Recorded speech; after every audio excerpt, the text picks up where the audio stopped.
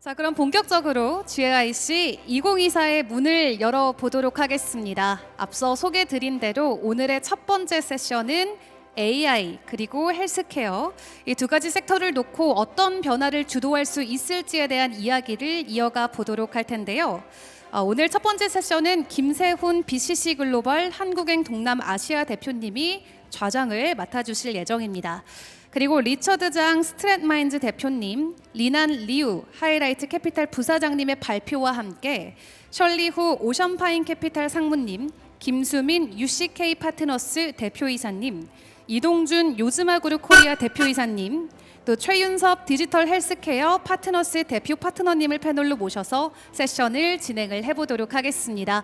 그럼 패널분들 무대 위로 오실 때 여러분 집중해서 큰 박수로 환영해 주시면 대단히 감사하겠습니다. 네, 박수 부탁드리겠습니다.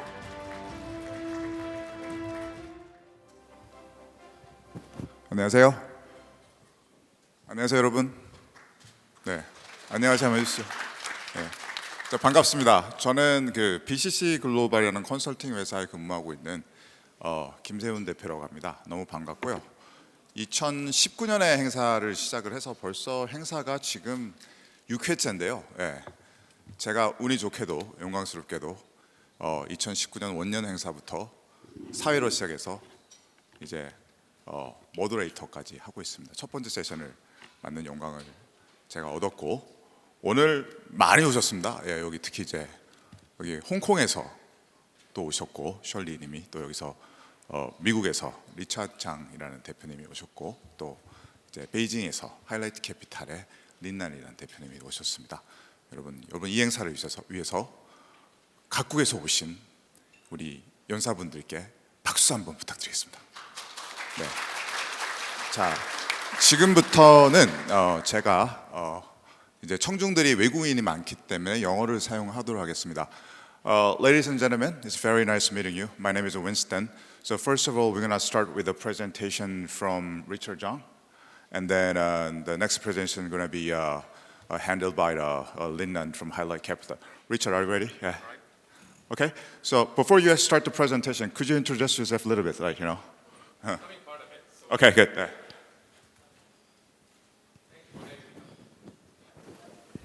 Is mic working? All right, there we go.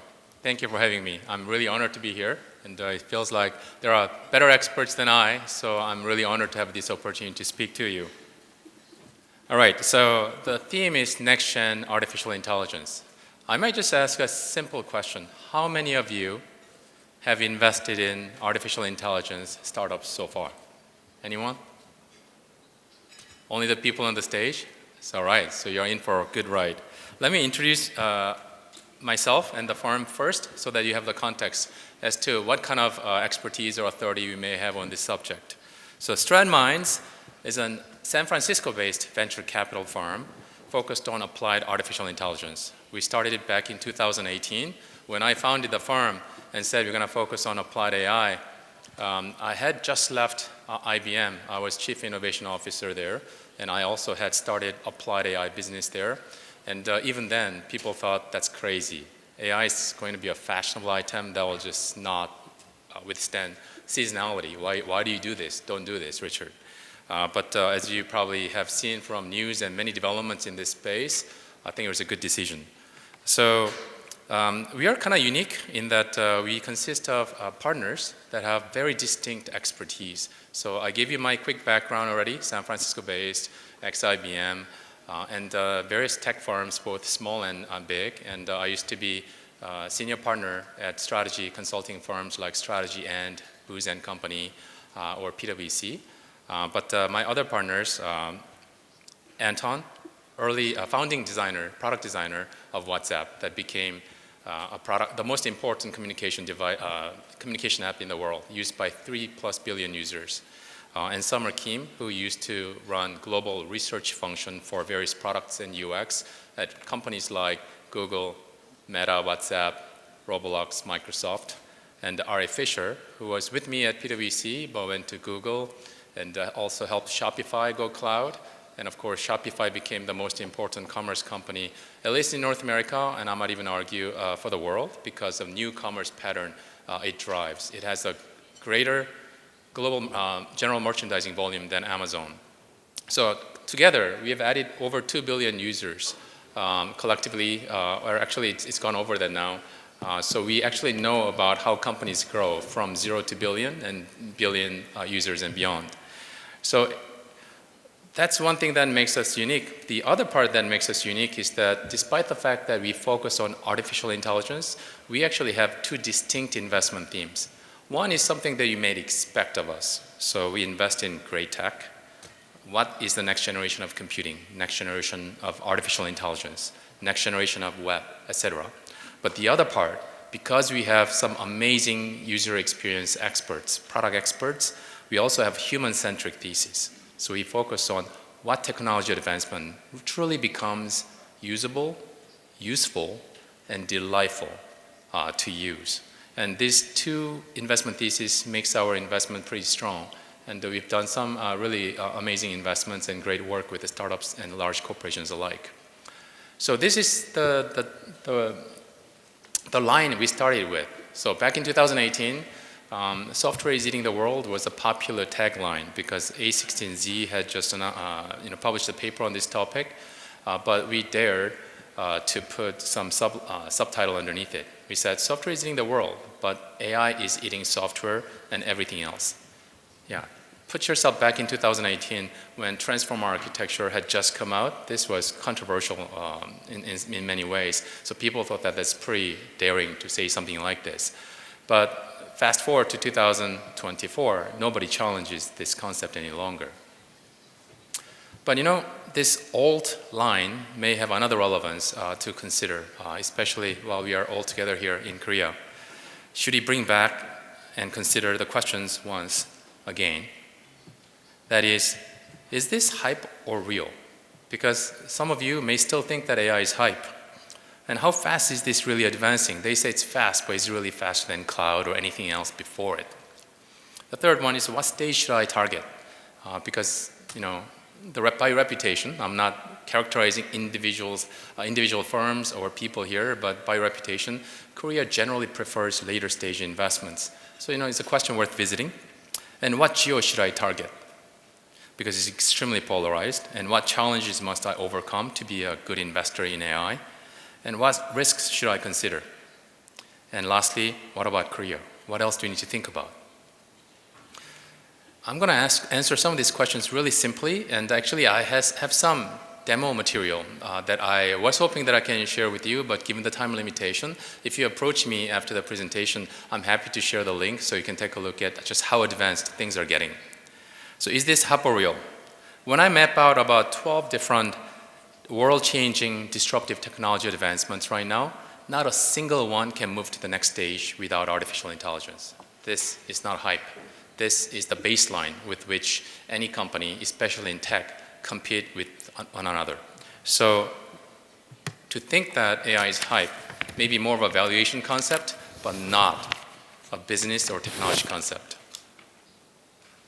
And how fast is it advancing? You look at the picture on top, that's the picture that shows how quickly Midjourney progressed from 2022 to 2023, around February, March timeframe. In about 15 months, it went from a picture that looks kind of like Modigliani to photorealistic. Extremely rapid advancement. Come to 2024, you look at the picture below. The likes of OpenAI Sora and Pika and many other companies have introduced this one earlier this year. Now we can actually make production quality movie in about a minute, 4-minute segment. So this is the expectation now. And you know, the advancement has been just, you know, neck-breaking in terms of speed. I was just sharing this one with some of the eDaily folks because I shared the demo and then showcased some of the discussions. Now, if you actually were to use something like Google Gemini Pro 1.5, and say I recorded this session or sessions with my team here, Google may actually say, without any transcription, it understands your voice or speech natively, and it goes, hey, that person sounds very fluent in English, but based on the choice of words that he's made, maybe he lived a lot in Korea. And he seems very well educated, but his choice of words And the way he expressed concepts seemed more finance-driven than tech-driven. So I suspect that he's more of a finance person. So that kind of a level of understanding the AI can do was unthinkable even 6 months ago. Only those people that are in the inside circle could actually get such visibility. So from capability to speed, accessibility, all the way to multimodal, multi-Asian, and ultimately the path to artificial general intelligence is rapidly progressing. You know, AI changing everything every month. That speed is truly real. Most of us think about 2022, more specifically November 29th, the orange line that you're looking at on the screen, because that's when ChatGPT was announced. But in reality, AI has been progressing since 1950s. The concept was there, so the compute power was not there. And if you paid attention, since 2014, when deep learning was announced by Jeffrey Hinton at University of Toronto, massive things were happening virtually every week, every month. If you paid attention, you'd have seen it. And I started paying serious attention around 2016-17, and I realized that I gotta leave the big corporates and start really focusing on early stage AI companies. And if you look at the dots on the screen right now, this looks exponential. This graph is actually logarithmic. So if it is exponential, it's supposed to look straight. But despite the fact that it's logarithmic graph, it shows up exponential. That's just how dramatic the progress has been. And in case you're wondering, can AI really replace us or can make real differences? Is it hype or not? If you look at the graphs, the dotted line is the human standard, right? Human performance-based baseline. A lot of the capabilities that humans have, machine has been catching up extremely rapidly. And as you can see from the graph, especially around 2014, it started accelerating. And right now, lines are looking vertical. So we don't necessarily expect that AGI is going to arrive tomorrow, but if you can get there even in the small increments, the kind of the shift and changes you can drive will be incredible. So the AI landscape is evolving faster and more complex than anything else before it. And you can see this Stanford studies that talks about, this is last year's study, almost 16,000 large language models were cataloged last year. So this is not just like, oh, OpenAI rules everything. There are many, many models and incredible capabilities, and how you use them can make huge differences as well. And what stage should I target? Because a lot of investors in this room seem quite enamored by the later stage or secondary deals, and there are some amazing opportunities there too.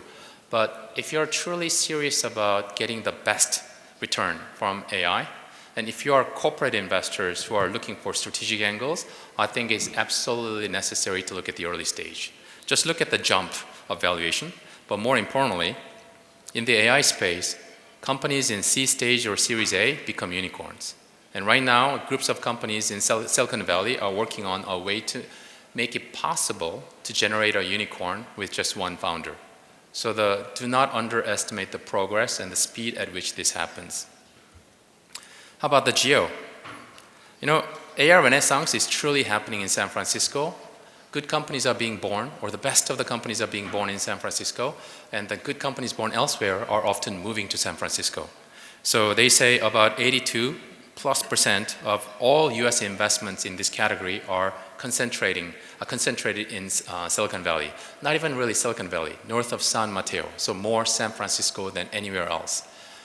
You know, when you look at number 2, Beijing and other countries, other cities show up, but you know, even number 2 city for North America, New York, is really divvying up 15-17% of the leftover capital, if you will. And I'm not trying to dramatize or downplay anywhere else, but if you were to ask me, as an AI person, AI expert, which are the most important regions, I would say San Francisco and Beijing. It's not even country, it's 2 cities, right? And unfortunately, due to the geopolitics, investing in both San Francisco and Beijing can be a little bit challenged. And I think we may have an opportunity to talk about it with my co-panelist. But just keep that in mind. It's extremely polarized situation to the point where it's almost irrelevant to look at number 4, 5, 6 below the line, because number 1 and 2 takes so much capabilities. And what challenges must I overcome? Business model and technology. AI, when you're amplifying intelligence, the business model changes. It's a very different gameplay. Transparency, AI processes it. It doesn't necessarily present data. It gives you the knowledge. It gives you the process output. Overvaluation and hype, of course, is a big challenge, but I think something regarding overvaluation, something I would draw your attention to is what Sam Altman said at Stanford recently. If you can generate general intelligence, they can make just about anything. Whether you spend $1 billion or $10 billion, it may not mean much. It may not be important.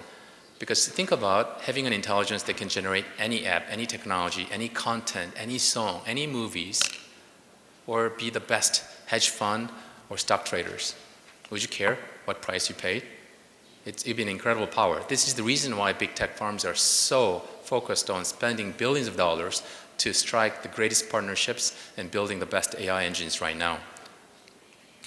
So if you think about it, the first few, if you have AI expertise, you might be able to mitigate it.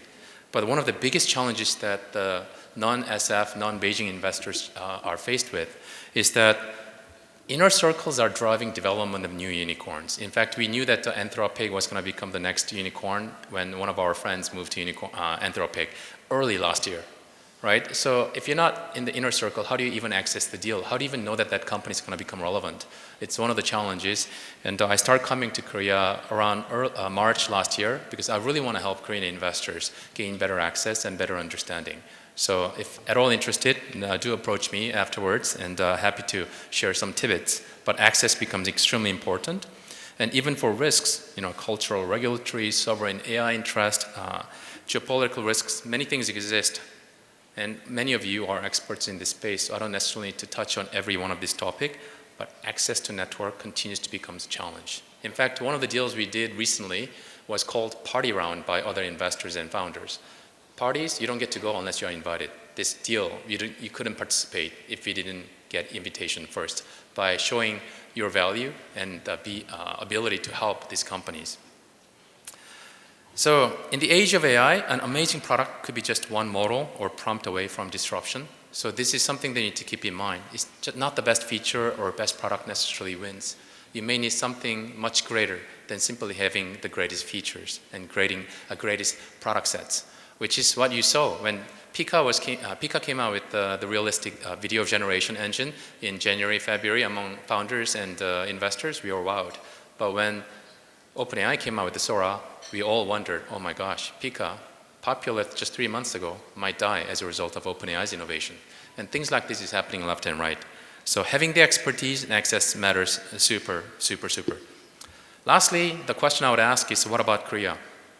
Unfortunately, Korean investments have been very focused on later stage, and some of the greatest investment deals are being missed.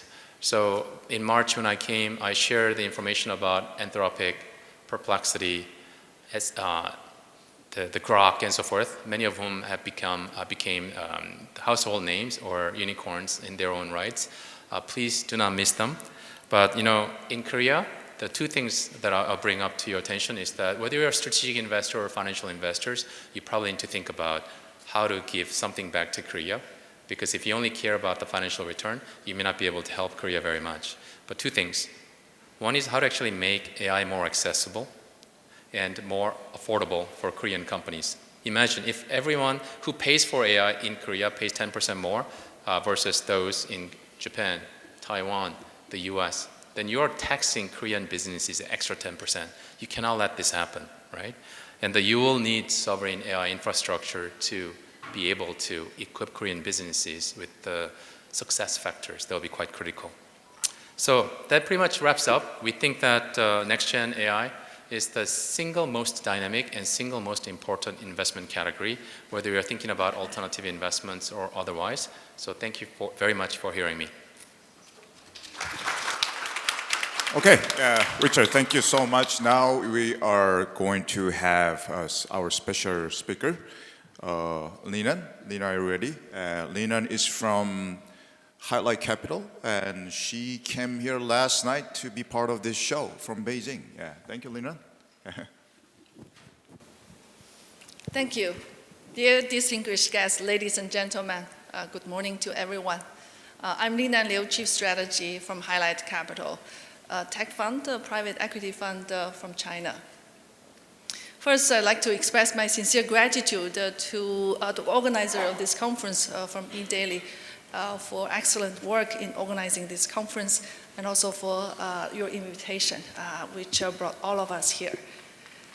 It's my great honor to speak at this conference today, and I'd like to take the next 15 minutes to give you our thoughts on China's macroeconomic outlook, our healthcare investment strategy, as well as our approach of collaboration across Asia. Let me start by discussing our macroeconomic outlook on China. Post the COVID pandemic and China's reopening, last year, China grew by 5.2% year on year with very low inflation. In fact, inflation was just above zero.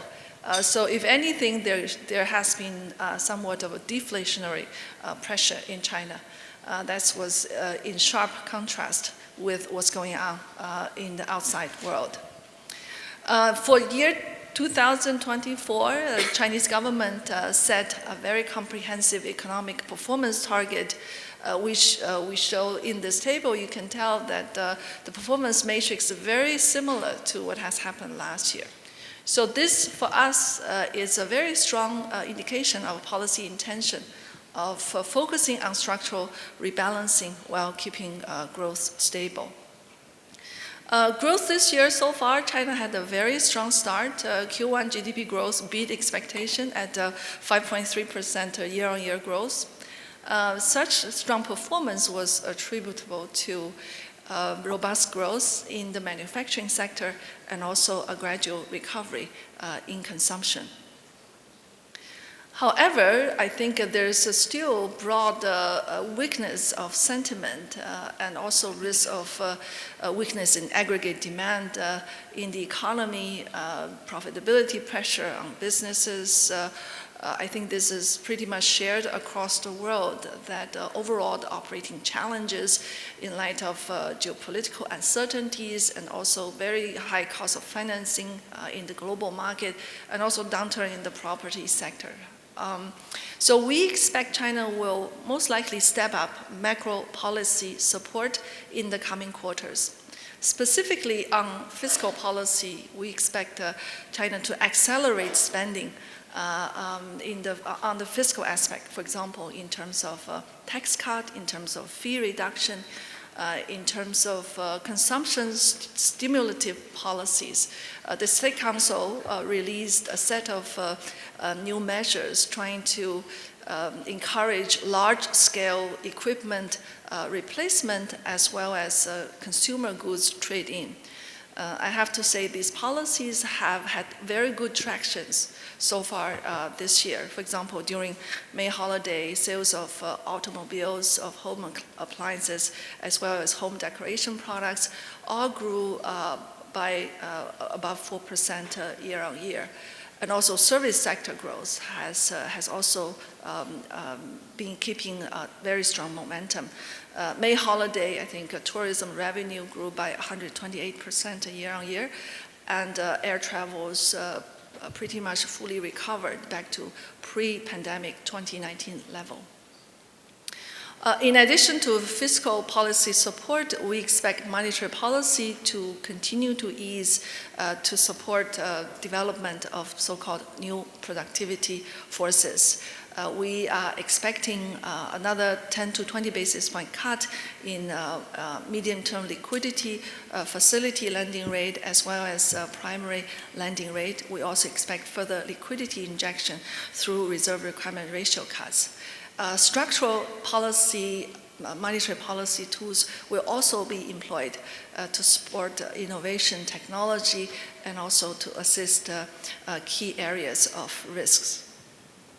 Property sector has been a drag to economic growth, and as you can tell from Q1 performance, property sales as well as property investment continue to contract on a year-on-year basis.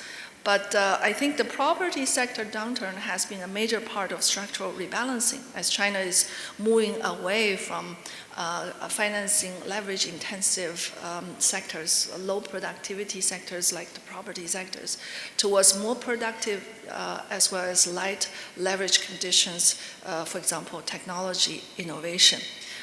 So we hopefully will see further relaxation of financing costs as well as relaxation of home purchase restrictions, and this will likely to drive further consolidation in the property sector. And we expect property investment to bottom out towards the fourth quarter of this year.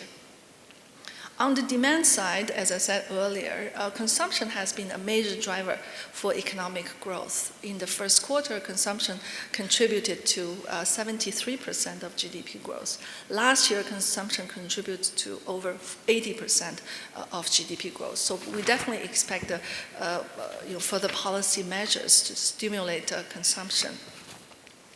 On the demand side, though, this is something that we're very much focusing on. We expect China to introduce new policies to accelerate development of new productivity forces. This is really trying to drive for manufacturing upgrade, driving for industrial upgrade, exports upgrade, consumption upgrades.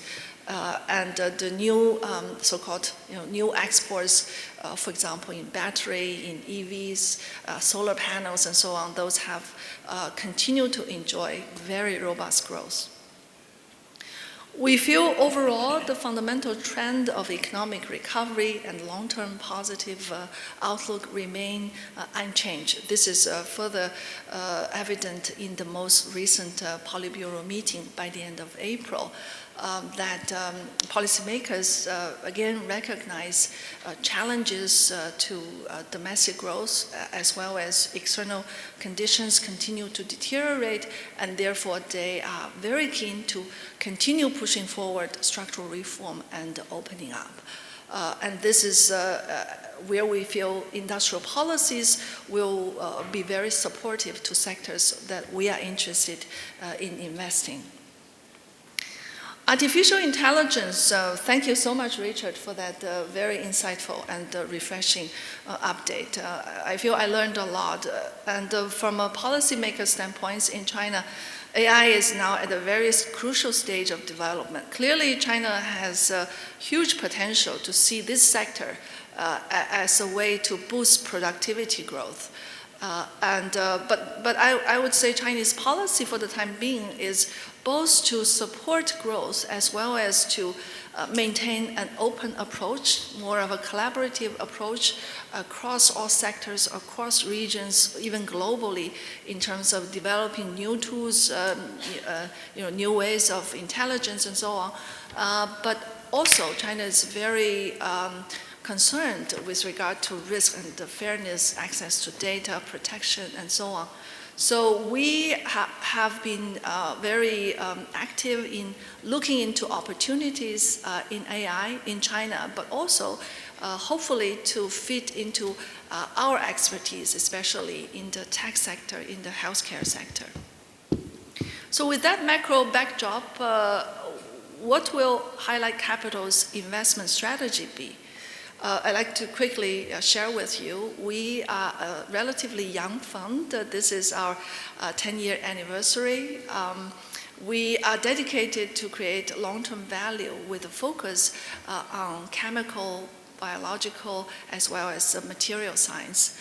We have currently $3.8 billion of AUM, and we are now running 9 funds, including 4 dollar funds, which is mostly offshore, and 4 domestic currency renminbi funds. We have a team of slightly over 60 professionals, and we have been growing over the past 10 years. We are very fortunate to have received very strong support from very reputable anchor investors from Asia, from Europe, even from North Korea, from South Korea, from Japan, from North Asia, as well as recently from the Middle East. So we are very pleased with the anchor support from our diversified and high-quality LPs, and we hope to continue deliver very strong performance. Our vintage fund, Fund 1 and Fund 2 in dollars, have already delivered a DPI of 2.6 times and 1.4 times, and our achievement as well as hard work has been widely recognized on the street. For the time being, our investment strategy is we aspire to be a minority shareholder, but a very meaningful shareholder in terms of corporate governance.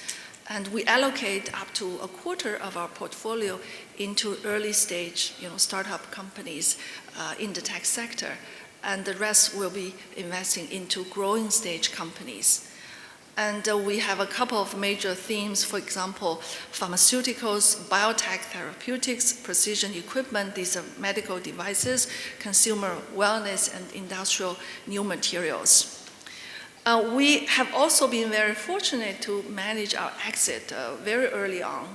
Just 3 years after our inception, the inception of our funds, we started to exit in 2017, and over the years, we have grow our portfolio companies into unicorn, even decacorns. So we are very proud of what we have done so far, and our companies have been listed in Hong Kong, in domestic market, as well as in NASDAQ.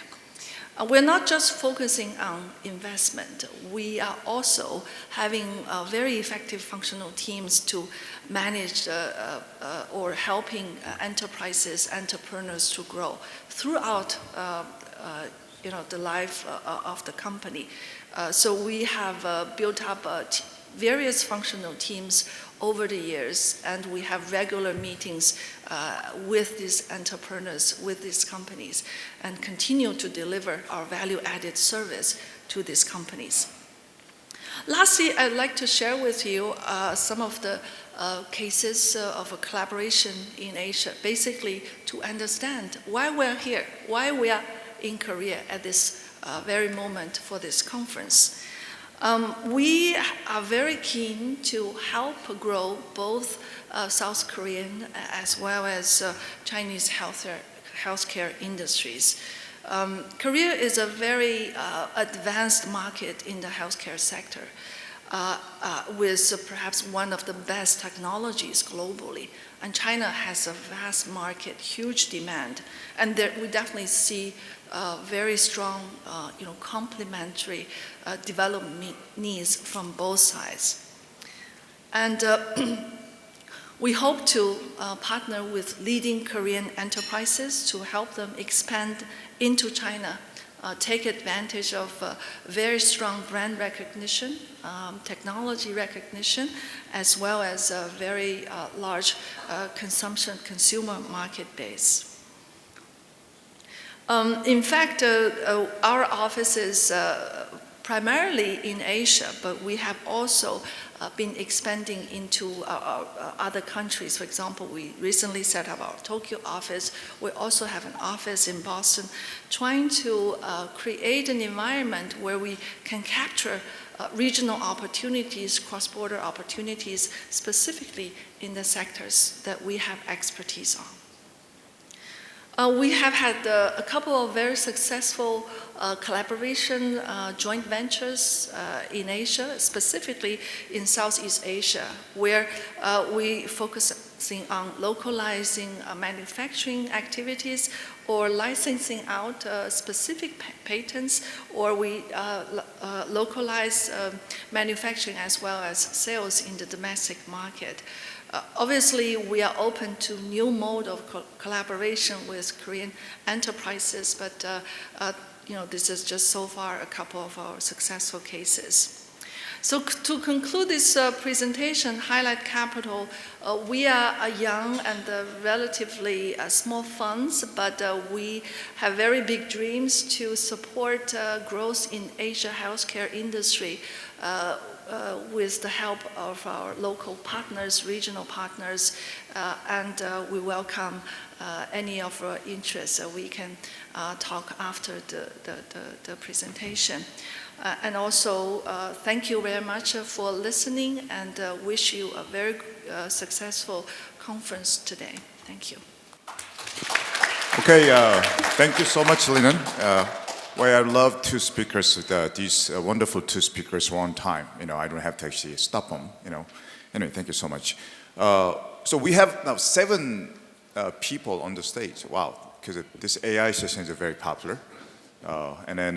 So first of all, I'd like to introduce very briefly to all of the panels here. So starting from Richard Jhang, can you wave your hand, please? He's a founder and the CEO of Stratminds. And then the next person sitting next to Richard Jhang is Linan. She's the Chief Strategy Officer of the company called, just presented, Highlight Capital. And also the next to Linan, Shirley, can you wave your hand, please? Shirley, who is a Managing Director of Oceanpine Capital. So Richard Jhang is from San Francisco, and Linan is from Beijing. Shirley, who just came to Korea from Hong Kong, actually. And also, we also have Mr. Soomin Kim from UCKpatterners. He's a CEO of UCKpatterners, formerly known as Unison Capital. And also, we also have a Yo즈magrupko's Dongjin Lee, the CEO. Can you wave your hand, please, Mr. Lee? And also, we have Mr. Choi Yun-sup, and then he's a DHP Partners CEO. Okay, welcome. And then my first question is going to go to Richard, right? Richard, thanks for being over here. And then when we had like a Zoom call, I think it was like 2 days ago, you were in San Francisco. We actually mentioned that a lot of AI investments going on right now, but in order to introduce AI investments to the unknown audiences, AI is pretty much new right now, right? And you also mentioned that when it comes to technology sector, 15 minutes of introduction of your company too short, right? Can you tell us a little bit more about you mentioned that the technology sector and how you convince and how marketize your AI strategy investment to the normal audience. Obviously, generic investments like open AI, these things are going pretty well. But for me, I'm not really a techie person. For you, I think that you've done all these tech investment in the past. Can you tell us a little bit more about the AI investment philosophy and strategy too? Sure. Thank you for the question. I briefly mentioned this during my presentation. Just focusing on tech when you invest might miss out some important parts. And you probably saw this during the Web 2 early stage of the internet, as well as Web 3, especially Web 3, because sometimes the great tech doesn't have the greatest usability.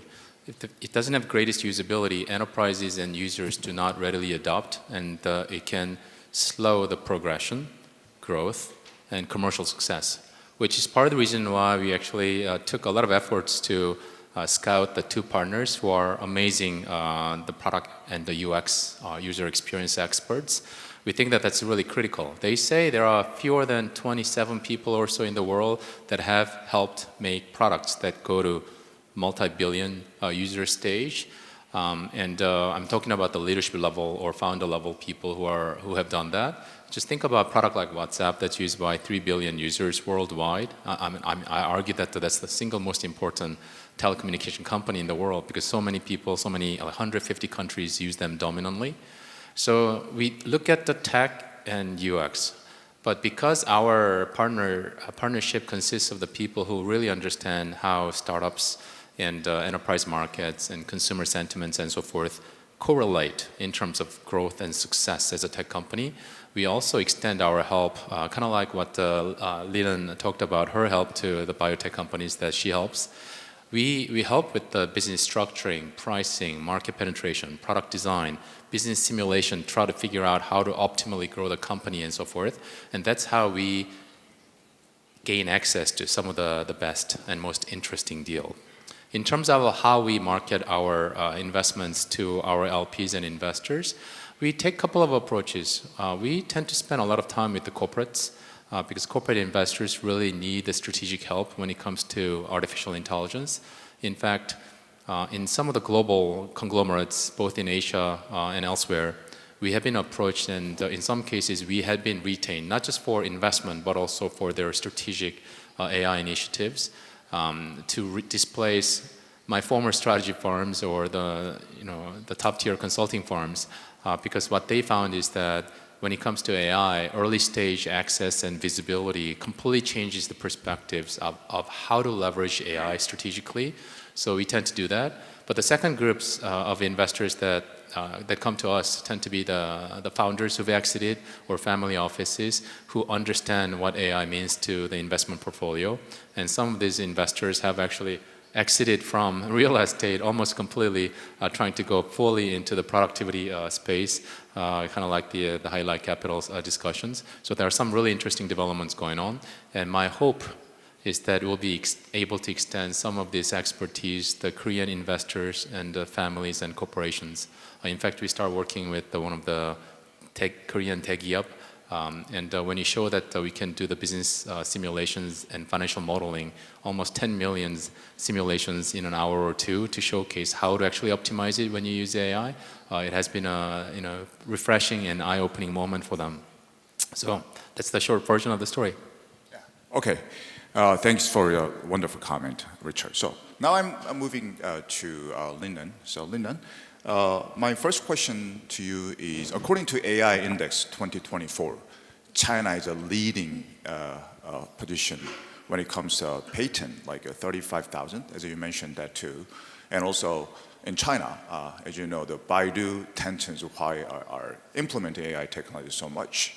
And how do you see these collaboration with the big tech companies in China at the same time that you actually mentioned that there are some regulatory issues with China, and when it comes to US and China, like disputes these days. So how do you see like the future of China AI, especially for big companies at the same time that, like as you mentioned, China is one of the best technology in AI, and then what's your thoughts on the investment? Linan, go ahead, please. Thank you for the question, Winston. And also thank you, Richard, for that discussion earlier on the AI, especially in San Francisco in the US. With regard to China, we definitely see very strong opportunities, and a lot of large tech companies are very aggressively making investment. But I think that there are a couple of issues. Number one, regulatory landscape is not very clear. I think people are still monitoring, watching the development. Yesterday there was some news reporting US might block access to ChatGPT by China. So I share with your concern, Richard, the potential polarization of China AI versus the rest of the world. China is still seeking for collaboration globally, while US is trying to block. So China will definitely look for more sort of self-sustained path of growth, and using that as a key driver for overall structural upgrade, manufacturing, smart manufacturing, and so on. But for our funds, we are definitely looking in the landscape, and also we are still very much specializing in the healthcare sector. So we're more looking for example, the application of AI in the healthcare sector. Based on our basic understanding and the early stage sort of researching, for the time being, the application of AI, the AI development in the healthcare sector is very early. First of all, in terms of AGI, in terms of learning, some of the data is not accessible. China data is not sharing across the border. So this data training issue is something that can be very localized. So we are actually watching for potential companies who could capture that opportunity.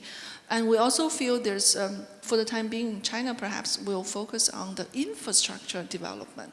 For example, chips or the hardwares, related to the computational advancement, right, supporting AI. So I think, perhaps that area, there could be some opportunity. But in terms of application, higher level, level 3 in terms of healthcare sector, we all heard ChatGPT or assisted, research development, R&D and CRO using that as a tool. But I don't think AI is at a stage of sort of making its own decision in terms of how and what type of research, especially related to the healthcare sector, independently. So I do feel we need a couple of quarters to observe, but I definitely see big tech companies primarily, for example, like Baidu and so on, using that, for example, for auto driving and so on. Some of the imaging data perhaps will also have a potential for generating AI because data is owned domestically and can train AI. Other than that, we just open up to new opportunities. Okay, thank you, Linan. It was a very, very satisfactory comment. So now I'm moving to Shirley Hu. Shirley Hu is the Managing Director of Oceanpine Capital. So Shirley, I think last month I met you in Hong Kong when it was on a business trip. So you mentioned that your company's special strength is AI in healthcare, which is like perfectly fitted for this session. At the same time that AI in healthcare, could you tell us a little bit more about Oceanpine investment strategies? Obviously, your past experience as investors of deep tech, also TMT. Now we're moving to the new era of AI, right? And could you tell us a little bit more about how you prepare the AI investment at the same time that now you're in Korea, you already invested Korean companies based out in Korea. It's a Chinese company, foreign company based out in Korea. So you have like a few portfolio of company investment related to Korea too. And secondly, you can probably tell us a little bit more about your global expansions, including South Korea. Okay. Thanks, Winston. So probably I can tackle the question in two steps. First, probably I talk about our investment strategy related to healthcare and AI. As you mentioned, and also our fellow panelists shared, the development of AI and healthcare, and also the integration between AI and healthcare have actually created some very sophisticated tool capable of performing very complex tasks, therefore created enormous investment opportunities. And Oceanpine, I think it's well prepared to capture such opportunities. A couple of reasons. First, Oceanpine is managed by a team of very talented professionals with in-depth knowledge in AI and healthcare. And also, we have developed a very unique and distinguished network and ecosystem to source such opportunity. And most importantly, we actually have been actively investing in opportunities in such sectors. And one example is our portfolio company, Oceanpine. This company is very interesting. It actually utilizes both AI and healthcare technology to help to basically enhance the efficiency, accuracy, and also success rate of drug discovery. The company was founded in 2014, about 10 years ago in MIT campus. And the company has developed a very unique, advanced crystal culture structure prediction method and partnered with Pfizer to develop drugs. So under traditional method, the crystal structure prediction calculation would take up to 6 months. But with Oceanpine's new technology, the process can be completed in 2 weeks. And using such technology, Oceanpine actually helped Pfizer to speed up the development of the very famous medication for combating COVID-19, which is Paxlovid. This is a very successful story of how AI can help the drug discovery process.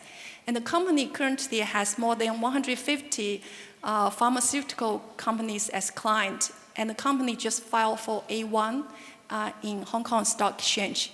And we expect the company to be listed in Hong Kong this year. I think this is just one of the many examples how AI and healthcare can work together to basically create value to improve the welfare of human beings. And we are ready to capture such opportunities. And second, thank you, Shirley. Now I'm moving to Mr. Soo-min Kim, and he's a CEO of UCKpaTners. So first of all, congratulations to your recent mega deals. I heard a lot about your deals with the Oceanpine implant with BCCpartners. Also, Merit was a very, very successful action, Mr. Kim. As a former Bain & Company consultant, you've been leading your company, UCKPartner, for a long time. And then, so your recent deals, two mega deals, are very correlated to healthcare. So how do you see South Korean healthcare industry in conjunction with the AI investment, Mr. Kim? And then what about your global expansion strategy? Because we have such a wonderful foreign professional investors down here. Can you tell us a little bit more about these? Mr. Kim, go ahead, please. Thank you. I'm really honored to be here today. Just briefly, UCKPartners, we established the company about 14 years ago, and now we are managing a little bit over $2 billion in terms of AUM. And you mentioned two transactions that we've done in healthcare sector. The first one was the Merit, and the second you mentioned is Oceanpine implants. And to begin with, I have to say I don't know much about AI, so by no means I'm the expert on AI. So, but you know, I was thinking about like 25 years ago when I was in business school in U.S. At that time, internet.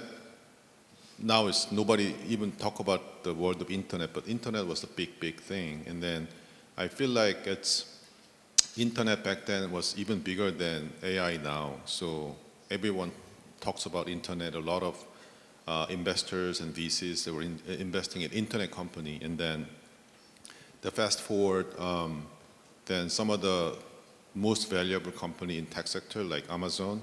I don't think the Amazon is the best in terms of technology. There are a lot of other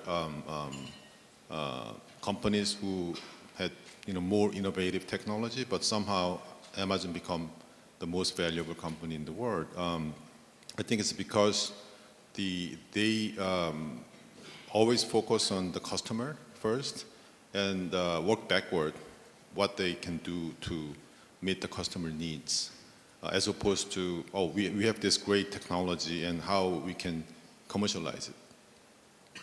So for our, not a VC investor, but for PE investor, what I'm really thinking is just which company is really knows about the customers, and then execute their strategy well. And then AI and technology is a part of that, tools to implement their strategy. So that's how we think about the best investment target company, as opposed to starting from technology, because we're a private equity investor. And then for that, Merit, we invest in Merit. At that time, the valuation was about $500 million.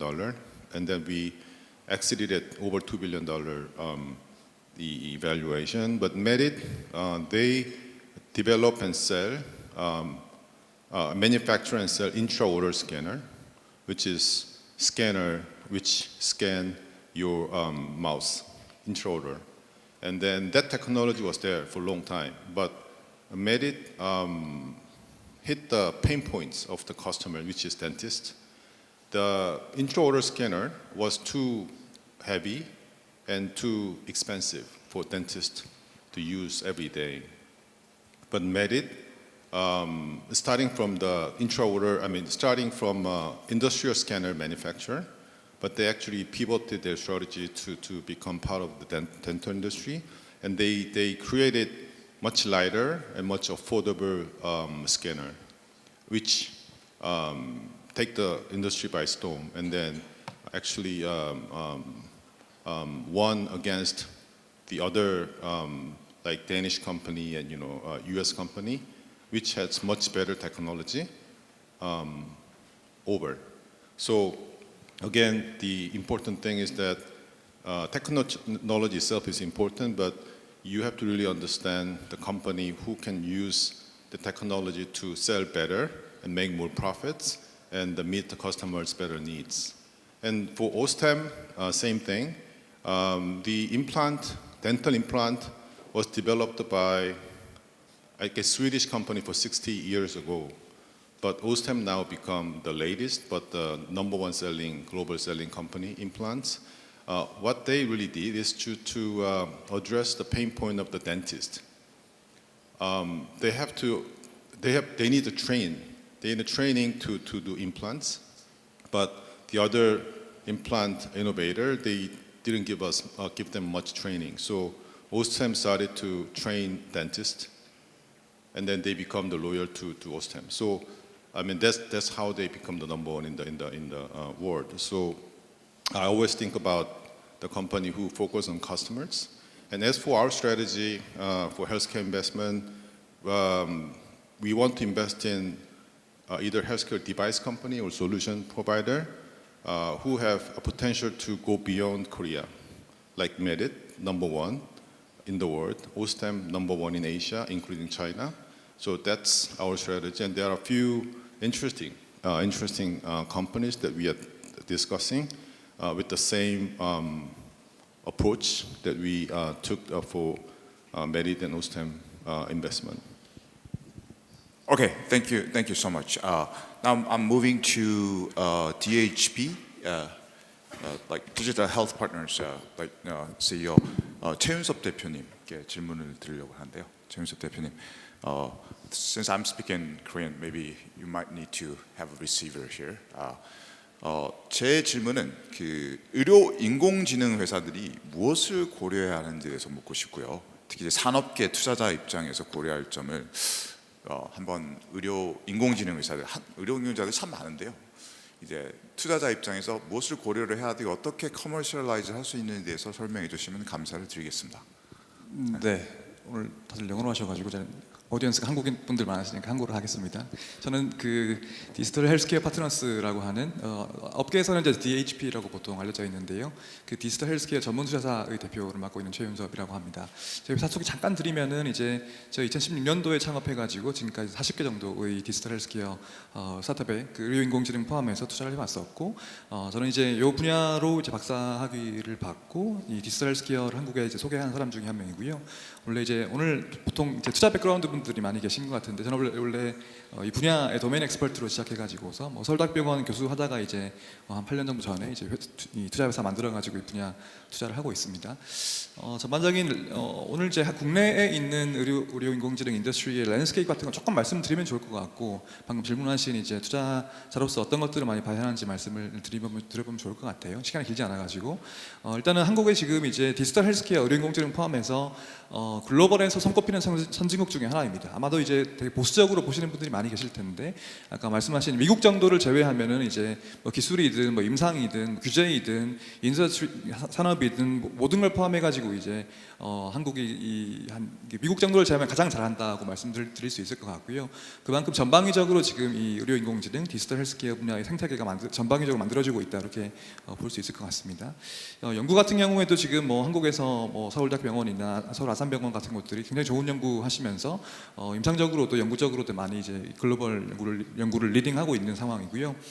연구가 잘 되면은 그 다음에 이제 우리가 산업적으로 봤을 때는 이제 인허가로 뭐 보는 게 중요한데, 미국의 지금 FDA가 최근 발표를 보게 되면 인허가 한 의료인공지능 베이스의 의료기기가 한 700개 정도 되거든요.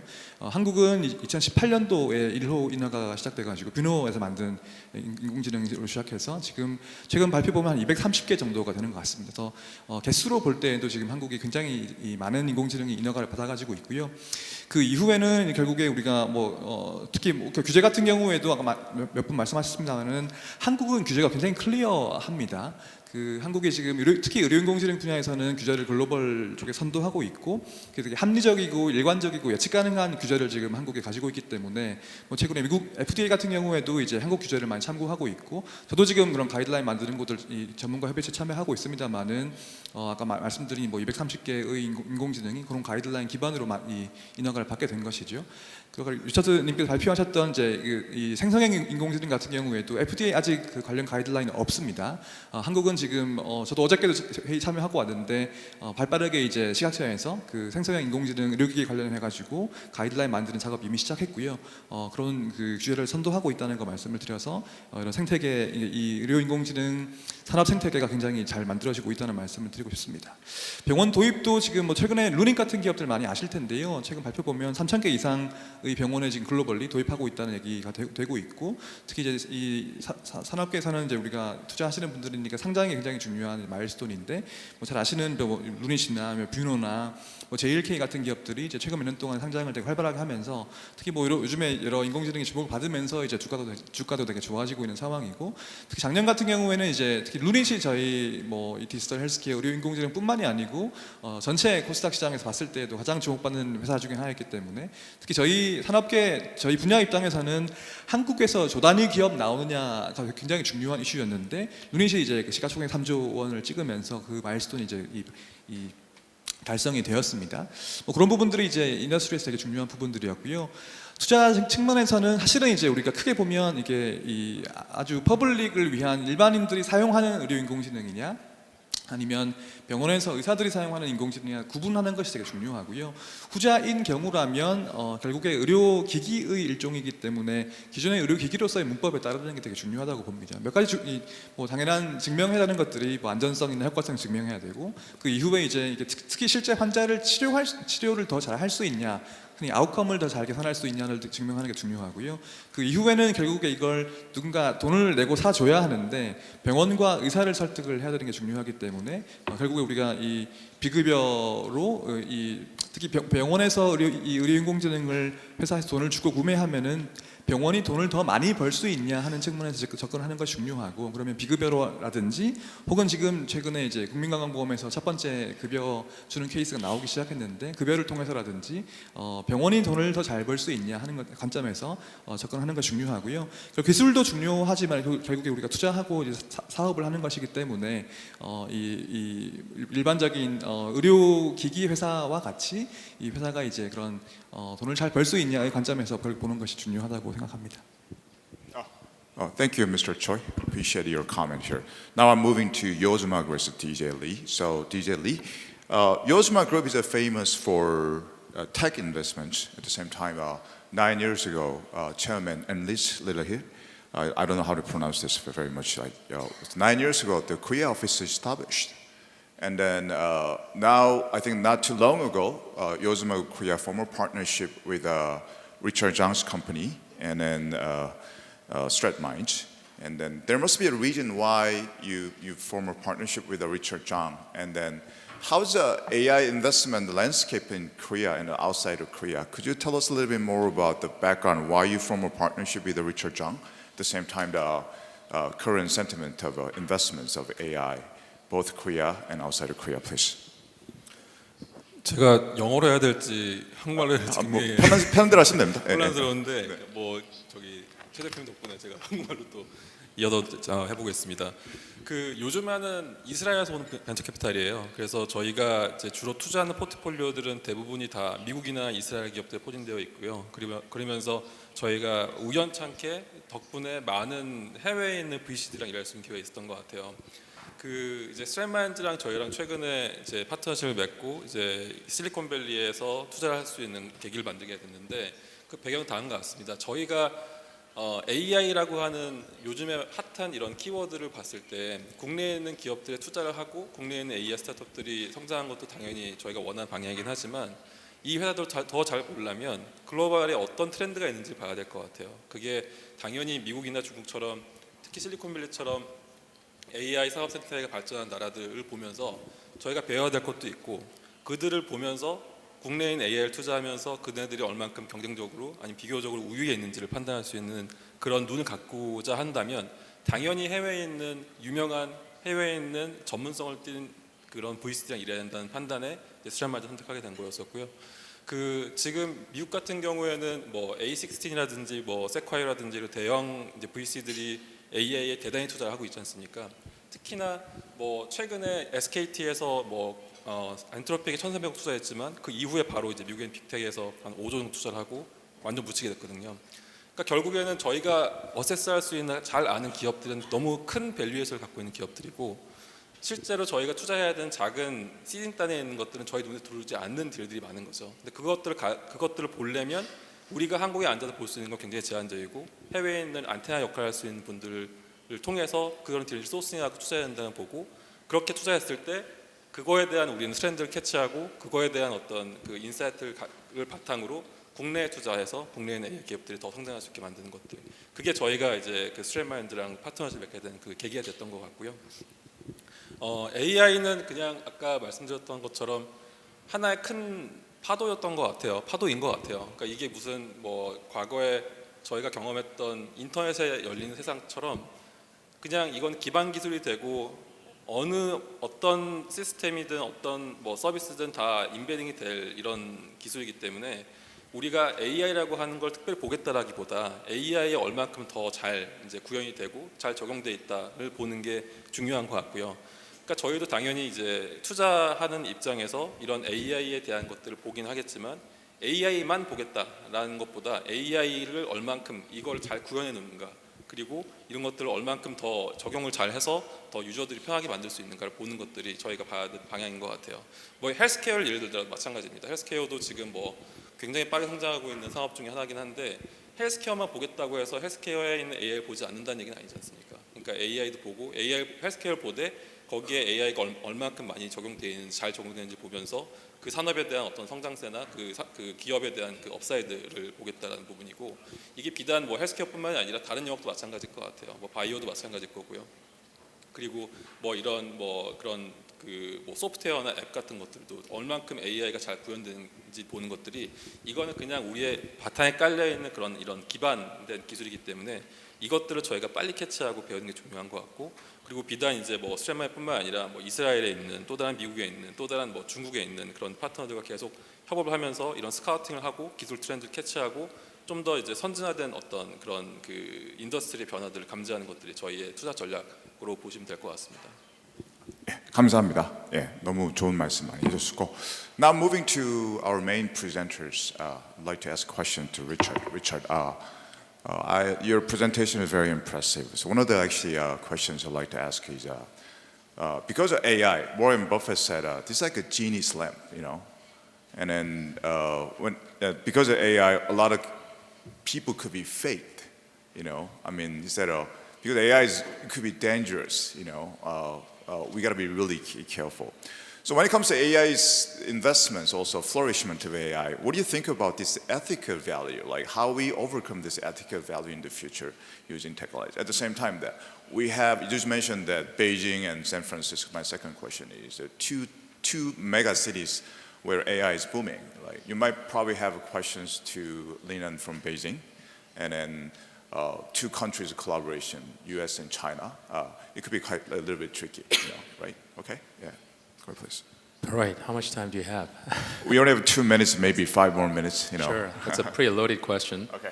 I think the safety matters, which is why when you look at companies like Anthropic, some of the ex-OpenAI folks left OpenAI to pursue safer constitutional AI at Anthropic.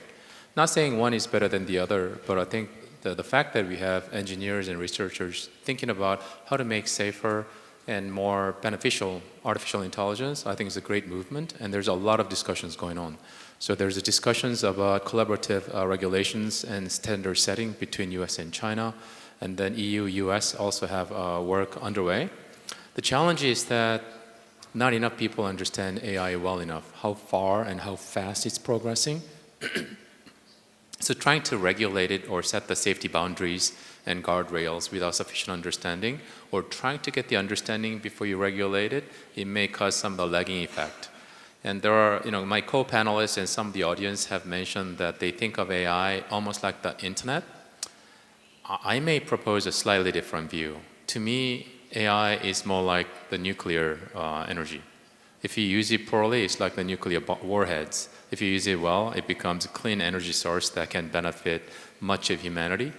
The only difference is that unlike nuclear energy, AI is something that you can individually use or a corporation can leverage to make their businesses better. Like you don't have a personal nuclear reactor for energy, right? But in the AI world, the sheer capacity, power, and efficacy can have on you personally or corporate or nation is quite great.